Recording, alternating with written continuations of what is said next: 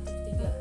Di video ini saya akan membahas mengenai bagaimana peran kualitas SDM terhadap kinerja karyawan. Baik, untuk mempersingkat waktu, mari kita melakukan pembahasan yang pertama. Baik, sebelum kita berbicara lebih lanjut mengenai sumber daya manusia yang berkualitas itu bagaimana, ada baiknya kita mengetahui dulu pengertian dari SDM yang berkualitas. Jadi, sumber daya manusia yang berkualitas adalah SDM yang mampu menciptakan bukan saja hanya nilai komparatif, tetapi juga nilai kompetitif, generatif, dan inovasi. Dengan menggunakan energi ini, seperti intelijensi, kreativitas, dan imajinasinya, tidak lagi semata-mata menggunakan energi kasarnya saja, seperti bahan mentah, lahan, air, energi otot, dan lain sebagainya. Baik, untuk mengukur bagaimana SDM kita itu baik atau tidak, kita dapat melakukannya dengan melalui indikator kualitas SDM. Adapun indikator yang dapat kita gunakan untuk mengukur seberapa kuatnya SDM kita, seberapa baiknya SDM kita, maka kita dapat melalui indikator di bawah ini. Yang pertama itu kualitas intelektual, bisa meliputi pengetahuan dan keterampilan. Ada juga pendidikan. Yang ketiga ada memahami bidangnya. Yang keempat kemampuan. Yang kelima semangat kerja. Dan yang keenam kemampuan perencanaan keorganisasian. Dengan kita melihat atau berpedoman dengan indikator ini untuk mengukur kinerja karyawan kita dapat melihat apakah SDM kita itu baik atau tidak. Lalu bagaimana dengan kualitas sumber daya manusia di Indonesia? Apakah baik atau tidak?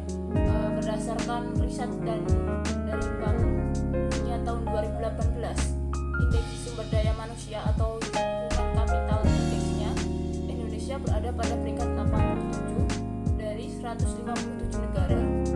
Nilai ini terlihat bahwa Indonesia itu tertinggal dari beberapa negara di Asia Tenggara. Terus, bagaimana cara mengatasi kualitas SDM Indonesia yang tertinggal tersebut? Jadi, langkah yang dapat kita lakukan agar SDM Indonesia itu dapat meningkat, yaitu yang pertama kita dapat meningkatkan kualitas pendidikan. Pendidikan ini sangat diperlukan untuk menciptakan generasi cerdas dengan semangat kerja yang tinggi. Dimulai dengan pendidikan dasar hingga perguruan tinggi. Hal itu akan membentuk SDM yang berkualitas. Yang kedua, yaitu kita dapat memperbanyak kegiatan sosialisasi. Kegiatan sosialisasi ini juga sangat penting dan bermanfaat untuk meningkatkan pengetahuan bagi tenaga kerja. Selain itu, bertujuan untuk memberikan informasi mengenai lowongan kerja agar mereka mengetahui jika ada lowongan pekerjaan yang sesuai. Yang ketiga, kita juga dapat menyelenggarakan pelatihan keterampilan. Jadi tidak semua tenaga kerja itu adalah seorang tenaga kerja yang terdidik. Tersedia juga tenaga kerja atau karyawan yang terlatih, yaitu mereka yang bekerja dengan keterampilan yang dimilikinya seperti pekerja pabrik. Mereka bekerja sesuai dengan keterampilan yang sesuai dengan yang dikuasainya. Sehingga dari sinilah peran penting pelatihan keterampilan karyawan agar mampu bekerja dengan baik sesuai dengan standar yang diterapkan. Langkah yang keempat, kita juga dapat menerapkan pelatihan tenaga kerja di perusahaan. Jadi suatu pelatihan yang diterapkan kepada tenaga kerja mampu meningkatkan pengetahuan terkait bidang pekerjaan yang dilakukan setiap individu. Dengan adanya training secara periodik dan berkelanjutan, maka setiap tenaga kerja mampu menjalankan tugas sesuai dengan yang dilakukan dengan baik. Langkah yang terakhir yaitu kita dapat memotivasi karyawan.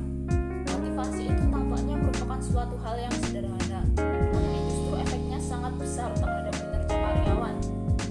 Jadi seorang individu itu akan merasa lebih semangat dalam menjalankan pekerjaannya apabila diberikan motivasi secara rutin dan setiap hari.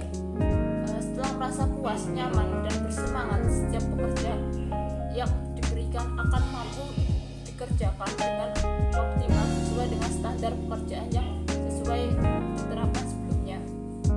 Jadi, saya dapat menyimpulkan bahwa sumber daya manusia itu dapat dikatakan berkualitas manakala mereka mempunyai kemampuan untuk melaksanakan kewenangan dan tanggung jawab yang diberikan kepadanya. Kemampuan tersebut hanya dapat dicapai ketika mereka mempunyai bekal, latihan, dan pengalaman yang cukup memadai untuk melaksanakan tugas mereka. Sehingga dengan demikian, karyawan yang memiliki kemampuan yang berkualitas ini akan meningkatkan kinerja karyawan tersebut dan tujuan perusahaan juga dapat